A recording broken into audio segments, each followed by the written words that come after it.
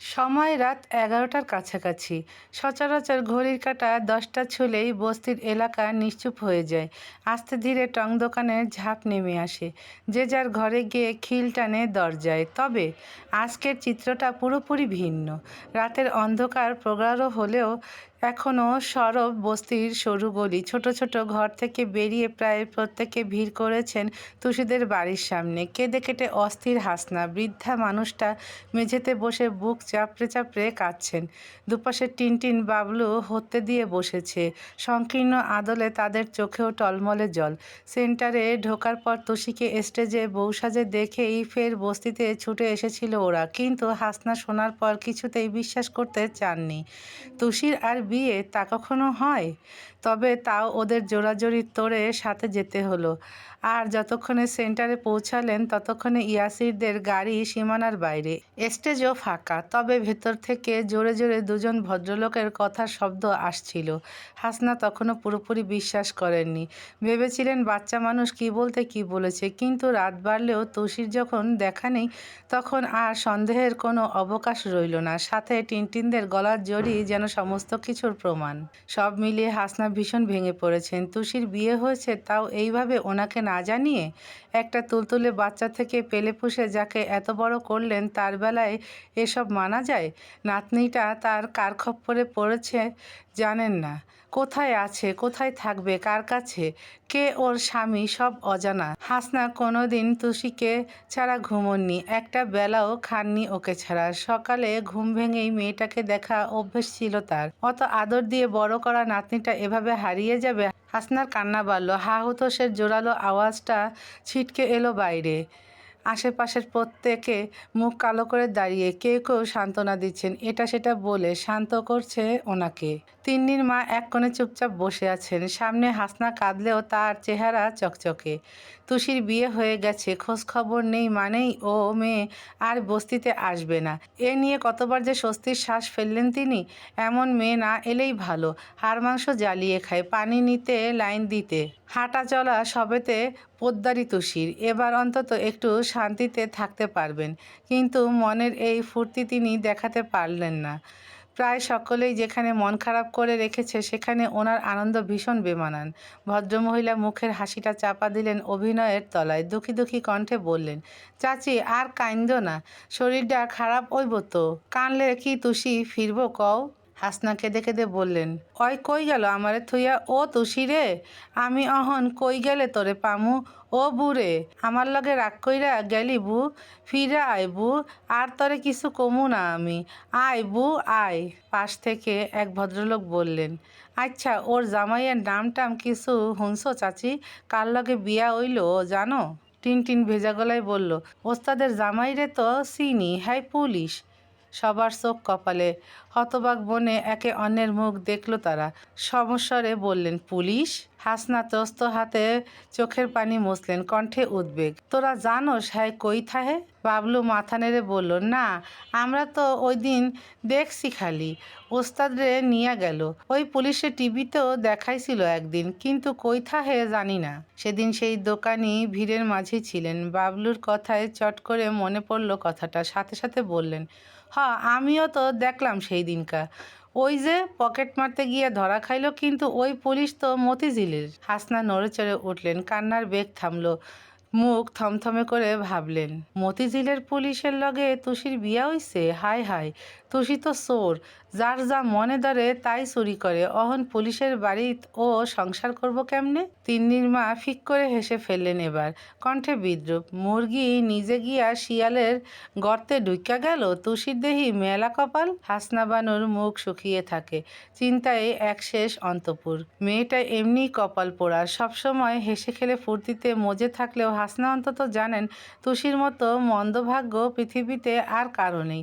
সেই মেয়ে যদি এমন সংসারের যাতায় পড়ে, এরপর কি হবে ওর? গাড়ির 4 চাকা হাইওয়ের ওপর সাই সাই বেগে ছুটছে। হু হু করা অন্ধকার আর লম্বা লম্বা সোডিয়ামের আলো মিলিয়ে অদ্ভুতরের সুন্দর দৃশ্য। রোমকূপে আলোড়ন তোলা বাতাস আসছে ভেতরে। তুষি জানালা থেকে মাথাটা বের করে মুগ্ধ হয়ে দেখছিল। তার চোখে মুখে বিস্ময়ের ভেলকি। ও কখনো এমন গাড়িতে চড়েনি। সিটগুলো কি নরম, কি পরিষ্কার, তকতকে সব। তুষিদের খাটের তোষকও এত নরম না তো। মাথা এলিয়ে বসলেই যে ঘুম পেয়ে যাচ্ছে। বদ পুলিশটা নিশ্চিত বড়লোক ঘরের ছেলে। কত দাম হবে গাড়িটার? তুষির কাছে যদি একটা পিস্তল থাকতো, এখনই ড্রাইভারের মাথায় ধরে হাইজ্যাক করতো এটাকে। বেচলে নির্ঘাত প্রচুর টাকা পাবে। এই বিস্ময় তার অহেতুক চিন্তার তোরে পেছনের সব কথা ভুলে গেল মেয়েটা। ভুলে গেছে ইয়াসিরের সেই ছুড়ে দেয়া হুমকি। ভুলে গেছে দাদির সাথে আর কখনো দেখা না হওয়ার শোক। খুব আনন্দ নিয়ে রাস্তা উপভোগ করার মাঝে একটা মিহি কণ্ঠ বলল, মাথা ভেতরে ঢোকাও, অ্যাক্সিডেন্ট হবে। তুষি ফিরে চাইল, বসলো সোজা হয়ে। ওর পাশে ইউষা বসে আছে। মেয়েটা ওর থেকে একটু খাটো, তবে কি মিষ্টি একটা মুখ। তুষি জিভে ঠোঁট ভিজিয়ে বলল, এটা কি আপনাদের নিজেদের গাড়ি? ইউষা মাথা নাড়ল, সাথে বলল, আমি তোমারই বয়সী, আপনি আগে করতে হবে না, তুমি আমাকে তুমি করে বলতে পারো। তুষি খুশি হয়ে গেল, পুরোপুরি ঘুরে বসলো এবার। আরে বাস, তাহলে তো ভালোই হয়। আচ্ছা, গাড়ির ভেতর এসি নেই? ওই যে মেশিনটা ছাড়লে সব ঠান্ডা ঠান্ডা লাগে। সিনেমায় দেখছি তো, বড়লোকদের গাড়িতে এসব থাকে। অয়ন বসেছিল ড্রাইভারের পাশে। এই গাড়িতে আপাতত ওরা কজন? ইউষা, মিন্তো আর সে। মিন্তো ঘুমে কাঁদা। বাকিরা কেউ তুষির সাথে আসতে চায়নি, বিশেষ করে ইয়াসির। তখন তুষিকে গাড়ির মধ্যে ছুঁড়ে রেখে গেলেও সে অন্য গাড়িতে গিয়ে উঠেছে। তুষির শেষ কথা শুনে চট করে পিছু ফিরল অয়ন। মেয়েটার দু ঠোঁটে হাসির ফোয়ারা, আগ্রহ চোখে মুখে। কান্না তো দূর, সামান্য একটু চিন্তা, বেদনা, অস্থিরতা কিচ্ছুটি নেই। উল্টে সব বাদ দিয়ে এসির চিন্তা করছে। অয়ন মাথা নাড়ল দুপাশে। ফিমেল পকেটমার যেমন ও আগে দেখেনি, তেমন দেখেনি তুষির মতো এমন শক্তপোক্ত মেয়েকে। এখানে সত্যি অন্য কেউ থাকলে হেঁচকি তুলে গাড়ি ভিজিয়ে ফেলতো।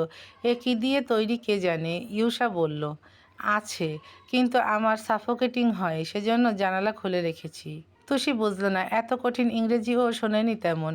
কিন্তু কথাটাও জিজ্ঞেস করা যাবে না, তাহলেই ধরে ফেলবে ও পড়াশোনা জানে না। তবে ওর চোখ মুখ দেখেই বুঝে ফেলল ইউষা। হেসে বলল, সাফোকেটিং মানে দমবন্ধ লাগা। তুষি একটু থতমত খেলো, চোখ দুটো বড় হলো কিছু। বাপরে, পুলিশের বোন পুলিশের মতোই চালাক, না বলতেই সব বুঝে যায়। এদের সবার সাথে বুঝে শুনে চলতে হচ্ছে তো। তুষি ফের বাইরে তাকায়। পুরোটা সময় ওকে আরো ভালো করে দেখলো ইউষা। মেয়েটা ভীষণ ফর্সা, সবচেয়ে সুন্দর ওর নাক। ইউষার মতো বোচা নাক নয়, তবে ওর আর তুষির একটা আশ্চর্য মিল হলো, দুজনের একই জায়গায় তিল। এই তো, নিচের ঠোঁট থেকে কয়েক ইঞ্চি নিচে। একটা আজগুবি সত্যি হলো, তুষিকে ইউষার পছন্দ হয়েছে। কেন হয়েছে, কী জন্য, এসবের কোনো কারণ নেই। মেয়েটা বেশ ছটফটে, চঞ্চল, হয়তো তাই। ইউষা হাতটা বাড়িয়ে তুষির এক হাত ধরল, ফিরল সে। অবাক হলেও হাসলো দাঁত মেলে। ইউষা বলল, তোমাকে না আমার বেশ ভালো লেগেছে। তুমি এত স্ট্রং কী করে বলো তো? আবার কত সাহস তোমার বাব্বা, সেন্টারে লোকটাকে মারতে অবধি যাচ্ছিলে। তুষি চোখ মুখ কুঁচকে বসলো অমনি। বিরক্ত হয়ে বলল, ওকে যদি আরেকদিন আমি পাই না, একেবারে জ্যান্ত। তারপর মাঝপথে থামলো। মনে পড়েছে এমনভাবে বলল, আচ্ছা, ওই যে আরেকটা খচ্চর মহিলা ছিল না ওখানে, ওই মহিলাটা কি ওই বদ পুলিশের মা? ইউষা চোখ পাকিয়ে বলল, এই, ওটা আমার মা। তুষি জিভ কাটে, কণ্ঠ নামিয়ে বলে, সরি সরি। ইউষা বলল, শোনো, আমার আম্মু এমনিতে একটু মেজাজি, তবে মনটা খুব ভালো। একবার যদি তোমাকে ভালোবেসে ফেলে, দেখবে খুব আদর করবে। কিন্তু এখনই তা হবে কি না জানি না। আর আমাদের বাড়িতে সব থেকে মাটির মানুষকে জানো? আমার বড় মা, মানে তোমার শাশুড়ি। বড় মা যে কি চমৎকার একজন মানুষ, তুমি দেখলেই বুঝবে। তুষি বিজ্ঞের ন্যায় মাথা নাড়ল, ফিসফিস করে বলল, আর এটা, এটা কে? ইনি হলেন অয়ন ভাই, সম্পর্কে তোমার দেবর। তুষি ঠোঁট গোল করে বলল, ও, বিশাল বড় দেবর, হেসে ফেলল ইউষা। জিজ্ঞেস করলো, আচ্ছা তুমি কি সত্যিই টাকার জন্য বিয়ে করেছো? তুষির মধ্যে রাগ ঢাক নেই, বলল ফটাফট, হ্যাঁ, কিন্তু বুঝতে পারিনি সত্যি সত্যি বিয়ে হয়ে যাবে।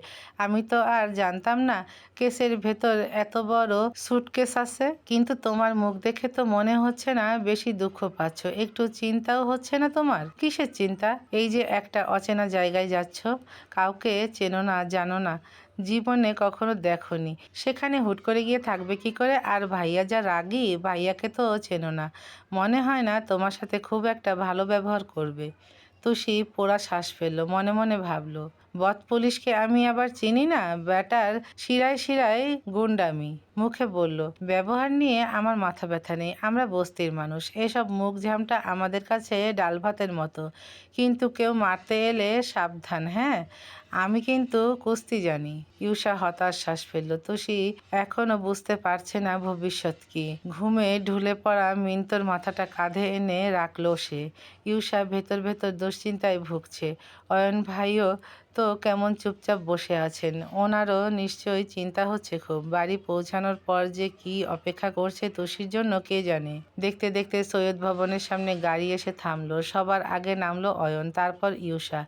ওদের অনেক আগেই ইয়াসিররা পৌঁছে গেছে বাড়িতে। তুষি তখনও একই রকম বসে। সৈয়দ ভবনের বড় বড় দেওয়াল দেখেই চোখ দুটো কপালে তার। মুখ থেকে বেরিয়ে এলো, এত বড় বাড়ি, দৈত্য থাকে নাকি এখানে? ইউষা বলল তখনই, কি হলো নামো? তুষির হুঁশ এলো, দরজাটা খুলতে গেল ঠেলে ঠুলে, কিন্তু এত শক্ত খুলছেই তো না। ওর ধাক্কাধাক্কির মাঝেই এসে খুলে দিল অয়ন, বলল হাস্যহীন, এসো। তুষি প্রসন্ন হলো খুব।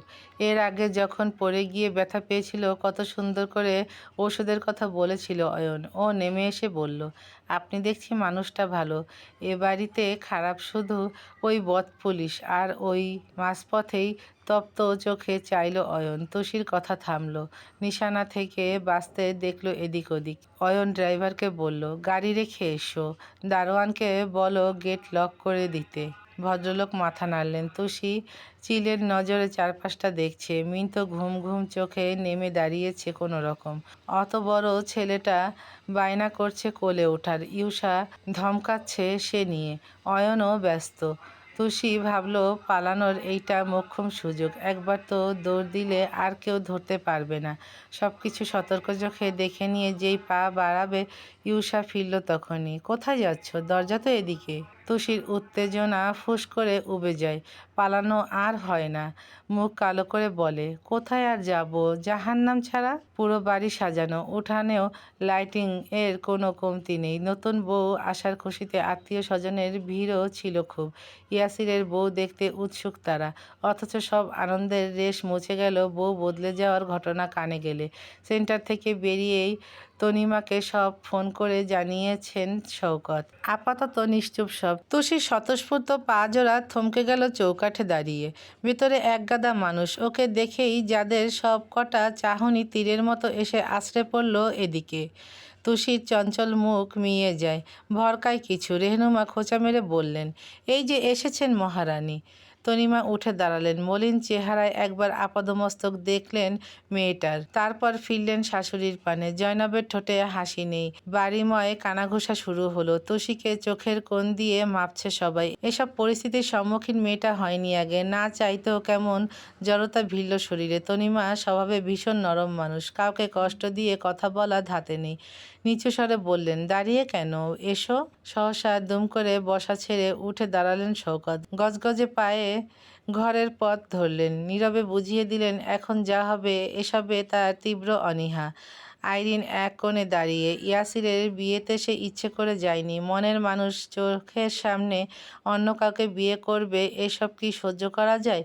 তাই শরীর খারাপের ছুতো দিয়ে রয়ে গেছিল বাড়িতে। কিন্তু ইয়াসিরের বউ বদলেছে ঘটনায় মরে যাওয়া খুশিটা ফের এসে তার বুকে চেপে বসেছে। রেহনুমা বলেছেন মেয়েটা চোর, বস্তিপাড়ায় থাকে, একে ইয়াসিরের জীবন থেকে তাড়ানো ওর জাস্ট বাঁ-হাতের খেল। আইরিন তীক্ষ্ণ চোখে তুষির পা থেকে মাথা অবধি দেখল। বস্তির মেয়ে মানে পড়াশোনা জানে না, নিশ্চয়ই মাথা ভর্তি গোবর। একে যদি হাতের ইশারায় না নাচিয়েছে, ওর নামও আইরিন নয়। তুষি তখন দ্বিধাদ্বন্দ্বে ভুগছে, বুঝতে পারছে না ও এগোবে কি না।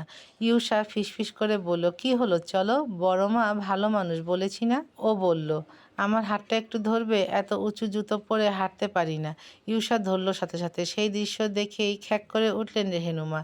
এই, তুই ওর হাত ধরছিস কেন, ছাড়। বাজখাই ধমকে মেয়েটা ভয় পায়, ধরা হাতটা ছেড়ে দেয় তড়িৎ। কিন্তু ততক্ষণে সামনে পা বাড়িয়েছিল তুষি। তার সম্পূর্ণ ভরসা ছিল ইউষার ধরে রাখা হাতে, তাই হঠাৎ ছেড়ে দেয় টাল রাখতে পারল না। হিল নড়বড়ে হয়ে পড়তে ধরল অমনি। পাশে একটা নকল বাঁশগাছের মাটির ফুলদানি ছিল। তুষি আসল নকল বোঝেনি, পড়া থেকে বাঁচতে চেপে ধরল ওটাকে। আর ব্যাস, ধপাস করে মেঝেতে পড়ে গেল। মাটির টবের টুকরো হওয়া দেখেই ইউষার জিভ বেরিয়ে এলো বাইরে। উড়ে গেল মিন্টুর ঘুম ঘুম চোখ। মাথায় হাত দিলেন জয়নব। সকলের চমকে যাওয়ার মাঝে রেহনুমা আর্তনাদ করে বললেন, দিল রে দিল, আমার এত স্বাদের ফুলদানিটা এসেই ভেঙে দিল। এটা মেয়ে না করাত, ওরে স্বার্থ, তুই কেন একে নিয়ে এলি? তুষি সংকীর্ণ আদলে বলল, সরি, আমি কি ইচ্ছে করে ডুইং নাকি? ইট অ্যাক্সিডেন্ট। চুপ করো মেয়ে, এটার দাম জানো তুমি? সাইফুল অতিষ্ঠ হয়ে বললেন, না, এসব নেওয়া যায় না। আম্মা, তুমি কিছু বলছো না কেন? জয়নব বললেন, কি বলবো আমি, এখানে দাদুভাই যেখানে বউ নিয়ে এসেছে সেখানে তো আমার বলার কিছু নেই। তাছাড়া মেয়ে যেমনই হোক, বিয়ে তো আর অস্বীকার করা যায় না। ভদ্রলোক আশ্চর্য হয়ে বললেন, মানে? এই মেয়েটা তাহলে এখন থেকে এখানেই থাকবে? তুষি ঠায় বসে আছে। একঘর লোক তার দিকে চোখ বড় বড় করেছে।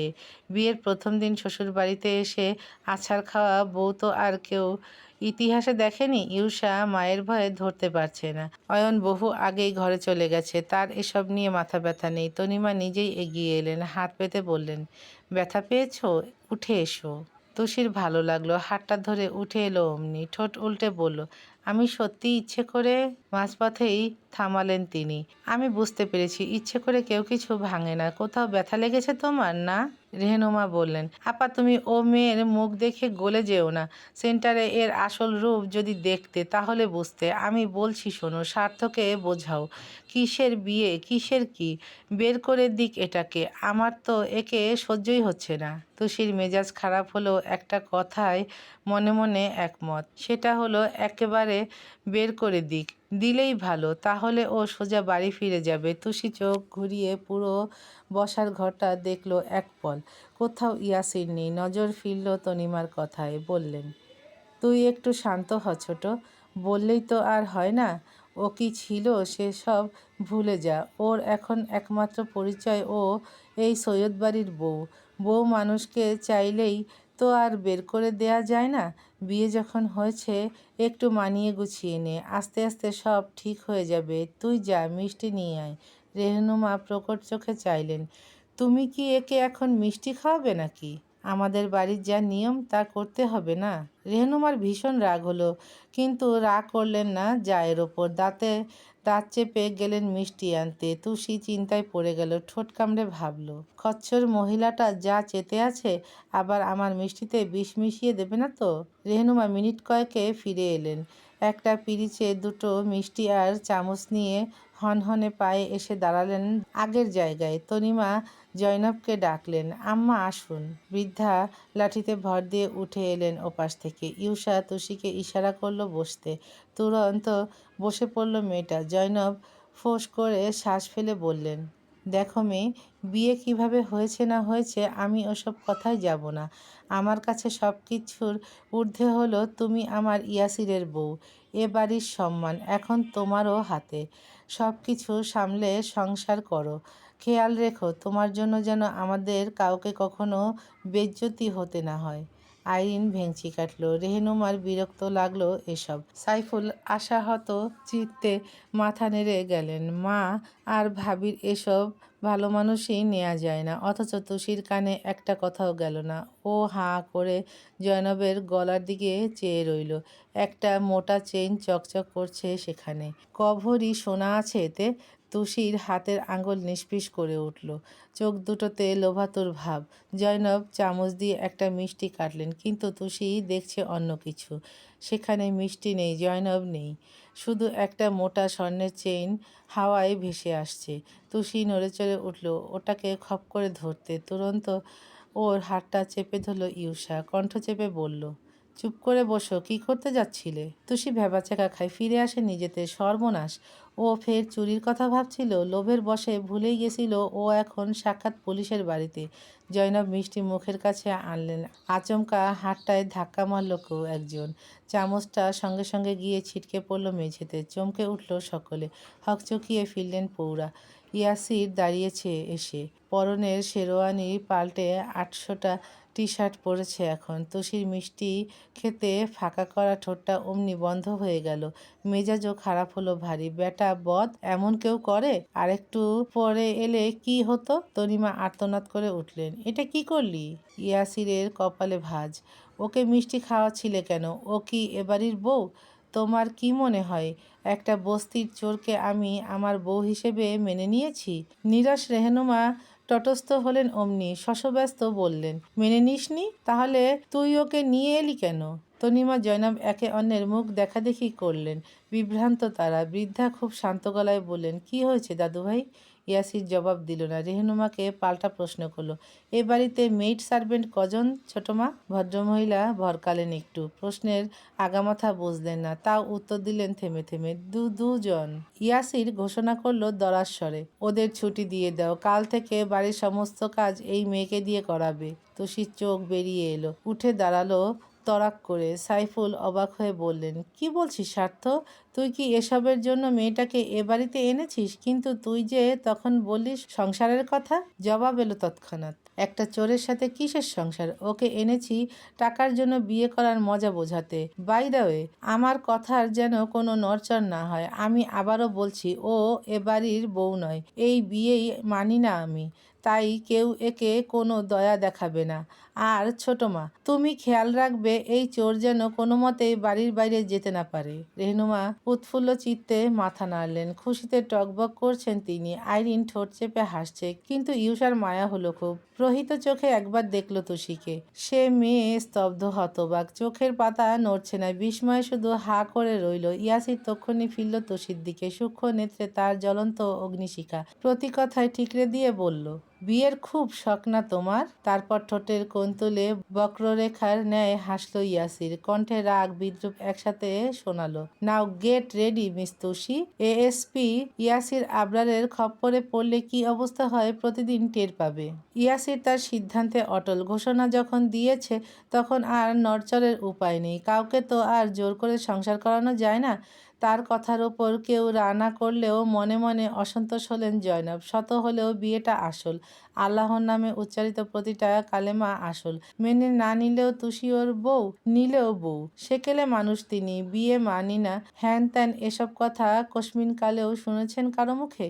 একঘর অতিথিদের সামনে ইয়াসিরের এই রুক্ষতায় খারাপ লাগলো তার, কিন্তু টু শব্দ করলেন না। স্বভাবে ইয়াসির এমনিতে শান্ত, তবে ওই শান্ত মানুষ যখন রেগে যায় তখন তা কালবৈশাখীর চেয়েও ভয়ানক। যার নমুনা সেবার সায়ন মারা যাবার দিন প্রথম দেখেছিলেন তিনি। তখন তো ইয়াসির সামান্য কিশোর ছিল, কিন্তু আসে পুলিশ অফিসার। এখন ক্রোধ চড়ে বসলে কতটা কি ঘটতে পারে অভিজ্ঞতা এই মাথা দিয়ে জয়নব আন্দাজ করতে পারছেন। পৌরা আর বসলেন না। আইরিনকে বললেন, আমাকে একটু ঘরে দিয়ে এসো তো নানু। আইরিন যেতে চায়নি। এখানে এখন কত কাহিনী হবে, ও মিস করলে চলে। কিন্তু নানুর মুখের উপরে কথা বলতে পারল না। হাতের লাঠিটায় ভর দিয়ে দাঁড়ালেন জয়নব।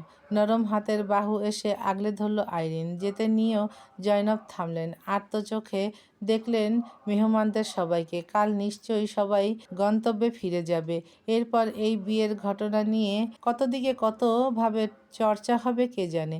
বৃদ্ধা সিঁড়ির পথ ধরলেন। বুকে থাকা আক্ষেপটুকু গলিয়ে দিলেন নিঃশ্বাসে। বড় আফসোস করে বললেন, আজকে তোমার মা দেশে থাকলে খুব ভালো হতো। স্বার্থটাকে বোঝাতে পারতো একটু। কথাটা আইরিনের মন মতো হয়নি।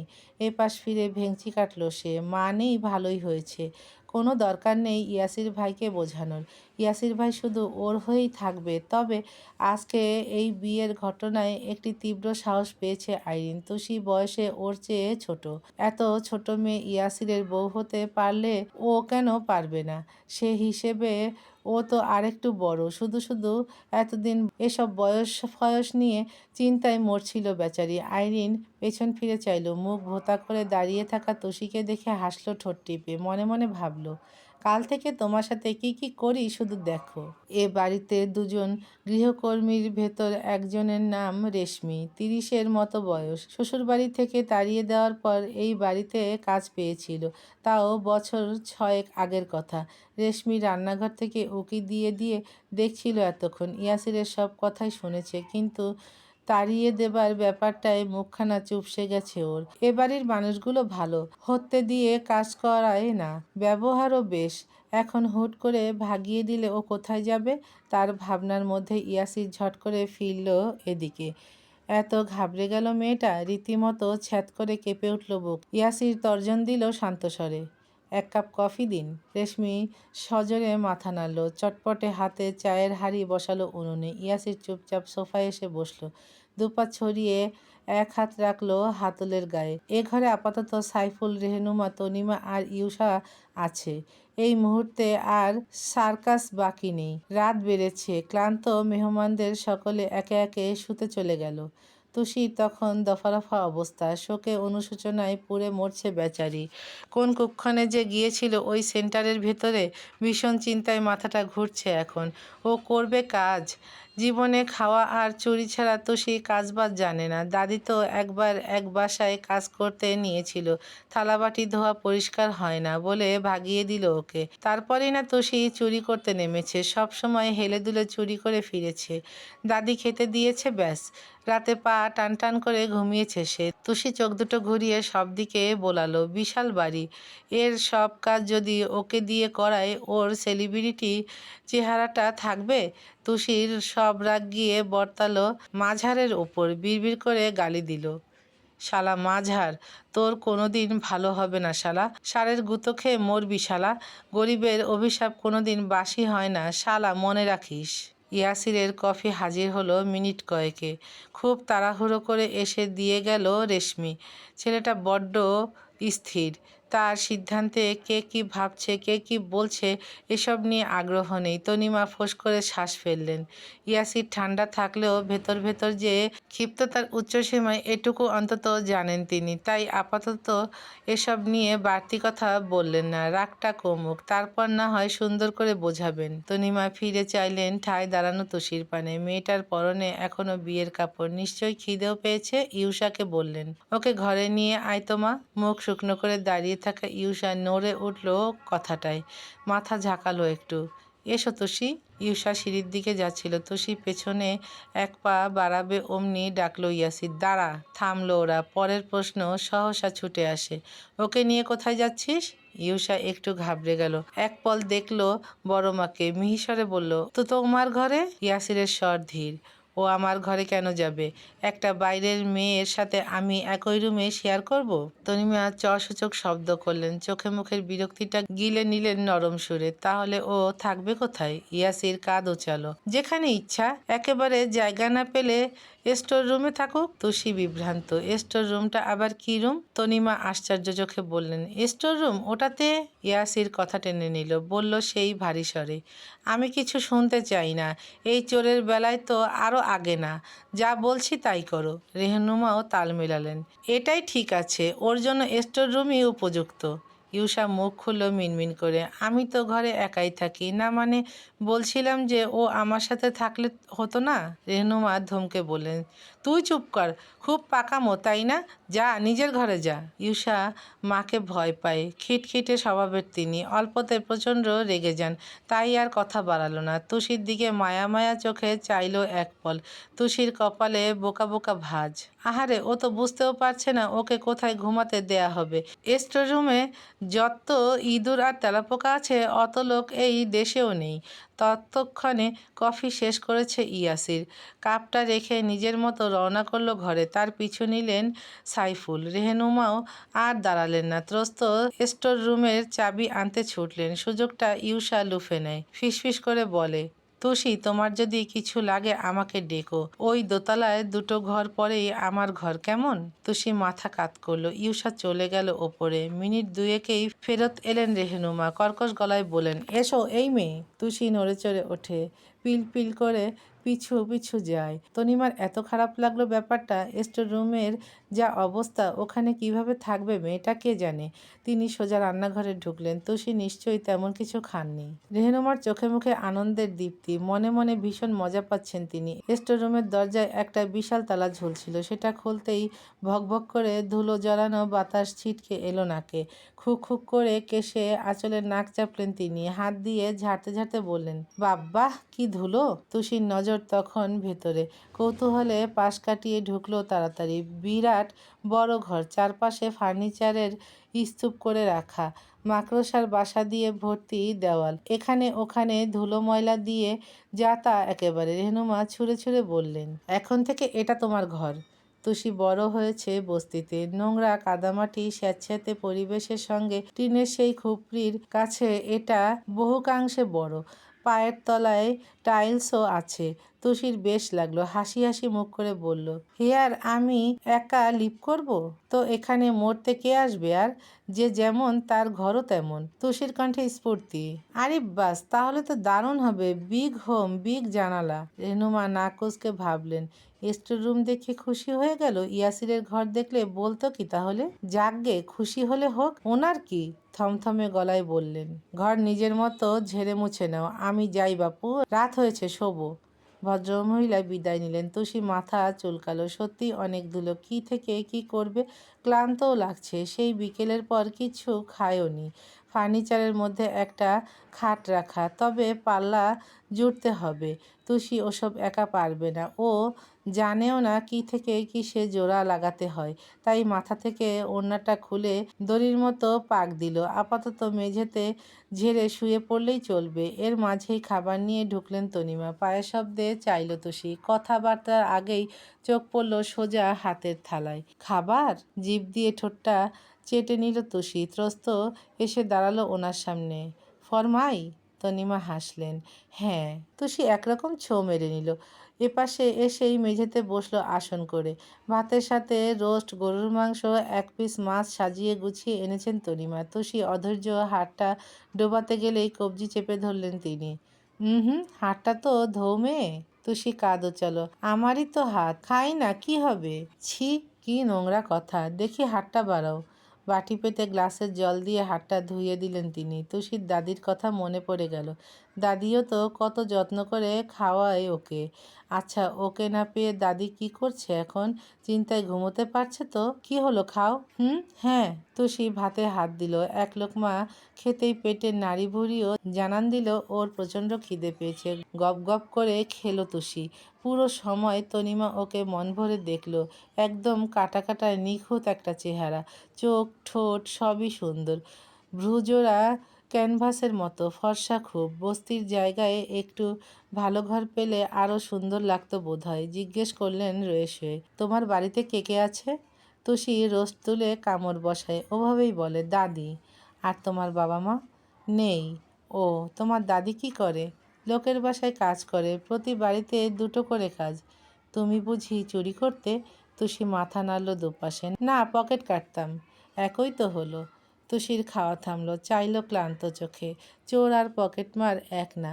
এটা ও আর কতজনকে কতভাবে বোঝাবে। কিন্তু মেয়েটা আজ যুক্তি দিতে গেল না। চুপচাপ খেতে নিল ফের। তনিমা মাথায় হাত রাখলেন তখনই। কোমল সুরে বললেন, তুমি কিন্তু ইয়াসিরের কথায় কিছু মনে করো না। ওর রাগটা কমলেই তোমাকে ঘরে নিয়ে যাবে। তুষি হু হ্যাঁ করল না। তার এসবে আগ্রহ নেই। ইয়াসিরের ঘরে যাবে কি মশা মারতে? অনিচ্ছায় মাথাটা নাড়ল তাও। এইটুকু সময়ে ও বুঝতে পেরেছে তনিমা বেশ ভালো মানুষ। অন্তত ওকে খাবার এনে দিল। এর সাথে তুষি চোটপাট করবে না। তনিমা জিজ্ঞেস করলেন, আর কিছু দেব? তুষি নিঃসংকোচে প্লেটটা বাড়িয়ে দেয়। আর 2 পিস মাংস দিন না, সাথে একটু ভাত। আচ্ছা, নিয়ে আসি। আসছি। তনিমা ফেরত এলেন 2 মিনিটে। প্লেটটা সামনে রেখে বললেন, তুমি তাহলে খাও, আমি ঘরে যাই। একটু পর রেশমি এসে তোমার ঘরটা ঝেড়ে দেবে। আর এটা পরে তো শুতে পারবে না, আমি বরং একটা কিছু পাঠাচ্ছি। তুষি অর্ধেক শুনল, অর্ধেক শোনেনি। তার মনোযোগের সবটা খাবারের ওপর। তনিমা হাসলেন, বেরিয়ে গেলেন মাথা নেড়ে। শওকত রুমে এসেছেন অনেকক্ষণ, এখনও কাপড় ছাড়েননি। পিঠে দুহাত বেঁধে পায়চারি করছেন নিরন্তর। কোত্থেকে যে কি ঘটে গেল, ইয়াসির যে কেন মেয়েটাকে নিয়ে এলো বাড়িতে, এখন এই বস্তির মেয়েকে কিভাবে সমাজে পুত্রবধূর মর্যাদা দেবেন তিনি। শওকতের মেজাজের দফারফা দশা। ইয়াসিরকে এ নিয়ে কিছু বলতেও পারছেন না। হঠাৎ হাসান সাহেবের কথা মনে পড়ল ওনার। শ্যালকের অমন কাজে লোকটা কষ্ট পেয়েছেন খুব। কেমন বুকে হাত চেপে বসে পড়লেন তখন। মানুষ হিসেবে ওদিকের কি অবস্থা একটা খোঁজ নেওয়া দরকার। শওকত বিছানার পরে এসে বসলেন। টেলিফোনের রিসিভার তুলে গুজলেন কানে। রিসিভ হলো মিনিট কয়েক পর। হ্যালো, জি এহসান সাহেব বলছেন? বিমর্ষ গলায় জানালেন ভদ্রলোক। জি, আমি শওকত আলী বলছিলাম। জি ভাই সাহেব বলুন। এত কিছুর পরেও আপনি ফোন করবেন আমি কিন্তু ভাবিনি। না করার তো কিছু নেই ভাই, যা ঘটেছে তাতে তো আর আপনার দোষ ছিল না। আপনি নিজেই ছোটোখাটো একটা চক্রান্তের শিকার বলতে পারেন। সেজন্যই কিন্তু আমি আর কোনো ঝামেলা করিনি। প্রথম দিকে যতটা রাগ হয়েছিল শুধুমাত্র আপনার মুখের দিকে চেয়ে আপনার শ্যালকে কিছু বলিনি, চুপচাপ বেরিয়ে এসেছি। এহসান চুপ করে রইলেন। এতগুলো কথার পিঠে যুক্তিসঙ্গত উত্তর না পেয়ে কপালে ভাঁজ ফেললেন শওকত। শুধালেন, কিছু হয়েছে এহসান সাহেব? সময় নিয়ে উত্তর দিলেন তিনি। বাড়িতে পুলিশ এসেছিল ভাই, মাঝারকে নিয়ে গেছে। শওকত যেন আকাশ থেকে পড়লেন। পুলিশ কেন? ইয়াসির পাঠিয়েছে, লোক ঠকানোর মামলা দিয়েছে মাঝারের নামে। শওকত চমকে উঠলেন দ্বিতীয় দফায়। কি বলছেনটা কি? জি, এই একটু আগেই নিয়ে গেল। আমার অবশ্য এসব নিয়ে মাথা ব্যথা নেই। জামিন টামিনেও ছুটবো না। আপাতত মেয়েটাকে খুঁজবো, তারপর দেখি কি করা যায়। দোয়া করবেন ভাই সাহেব, রাখছি কেমন? শওকত পাল্টা কিছু বললেন না। কান থেকে চুপচাপ রিসিভারটা নামিয়ে রাখলেন আগের জায়গায়। তার মাথার ভেতর দপদপ করছে বিস্ময়। ইয়াসির পুলিশ পাঠিয়েছে, মামলা দিয়েছে? কখন করলো এসব? তখন ঘরে এলেন তনিমা। শওকতকে একই জামাকাপড়ে দেখে বললেন, এ কি এখনো ফ্রেশ হওনি? ভদ্রলোকের ফিরতি জবাব এলো না। তনিমা পাশে এসে বললেন, কি হয়েছে? এহসান সাহেবকে ফোন করেছিলাম, বললেন স্বার্থ নাকি ও বাড়িতে ফোর্স পাঠিয়েছে, মাঝারের নামে মামলা দিয়েছেন প্রতারণার। তনিমা বিস্মিত হলেন, গিলে নিলেন সেটুকু। ছোট্ট শ্বাস ফেলে বললেন, জানতাম এমন হবে, চিনি তোমার ছেলেকে। এসবের কি দরকার ছিল বলো তো? একজনের নামে যদি মামলাই দেবে তাহলে ওই তুষি মেয়েটারও তো সমান দোষ আছে এখানে। ওকে থানায় নিচ্ছে না কেন? কি আবোল তাবোল বলছে? একটা মেয়ে মানুষকে জেল খাটাবে, তাও ওর বিয়ে করা বউ? কিসের বিয়ে? লোক ঠকিয়ে কোনো বিয়ে হয় কোনোদিন? আসলে দেখেছে মেয়েটা দেখতে ভালো, নিয়ে এসেছে বউ বানিয়ে। তনিমা হেসে ফেললেন, বিদ্রুপ করে বললেন, বাবা হয়ে এতদিনে এই চিনলে ওকে? তোমার ছেলের সংসার করতে আনেনি, এনেছে মেয়েটাকে শিক্ষা দিতে। কে জানে কিসের শোধ নিচ্ছে। নিচে তো ছিলে না এতক্ষণ, থাকলে শুনতে। শওকত ভ্রু উছিয়ে ফিরলেন, নড়েচড়ে বসলেন। এইবার কি হয়েছে বলো তো? তনিমা বললেন। সবটা শুনেই চোখজোড়া কপাল ছুঁল তার। হ্যাঁ, এত কিছু ঘটে গেছে, আমি তো কিছুই টের পেলাম না। তনিমা নিরস গলায় বললেন, আমার এসব কিছুই ভালো লাগছে না। শুধু শুধু মেয়েটাকে এখানে আটকে রেখে এমন করাটা কি খুব দরকারি? সেসব তোমার ছেলেই ভালো জানবে। যাকগে, তুমি আবার এসবের মাঝে ঢুকতে যেও না। যা একটা ছেলে বানিয়েছো, দেখা যাবে তার ইচ্ছে মতো কিছু না হলে তোমার সাথেও কথা বলা বন্ধ করে দিল। তনিমা কেমন করে চাইলেন, ঠোঁটটা একদিকে বাঁকা করে হাসলেন একটু, বললেন, একটু ভুল বললে। ও কিন্তু সামান্য কারণে তোমার সাথে কথা বলা বন্ধ করেনি, করেছিল তুমি ওর মাকে ফেলে অন্য নারীতে মজে। এ অবধি এসেই থামলেন তনিমা। ভেজা কণ্ঠের রাশ টেনে বললেন, থাক ওসব, পুরনো কথা না তোলাই ভালো। যাও ফ্রেশ হয়ে এসো। তনিমা হাত চালালেন বালিশ গোছাতে, কিন্তু শওকত আর সহজ হতে পারলেন না। রাতের সবটুকু অন্ধকার সারা মুখে ছড়িয়ে পড়ল। অতীত নিয়ে এমন তীক্ষ্ণ খোঁচা সরাসরি এসে বিঁধল বুকের খাঁজে। সেই যুবক বয়সের করা একটা ভুল এখন সারা জীবন বইতে হবে।